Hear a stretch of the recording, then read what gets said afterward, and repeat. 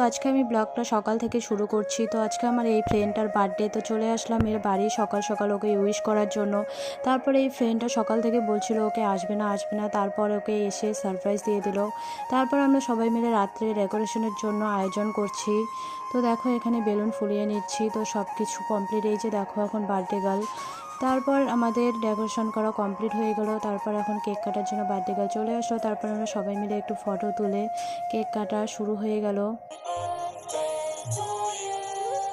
তারপর আমাদের কেক কাটা শেষ করে আমরা সবাই বসলাম এখন খাওয়া দাওয়া করতে।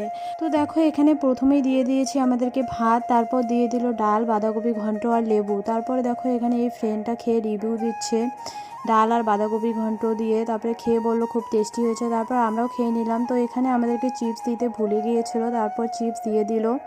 তারপর দিয়ে দিল চিকেন। তো আমরা আস্তে আস্তে খেতে থাকি। ভিডিওটি এখানেই শেষ করছি। Tata bye.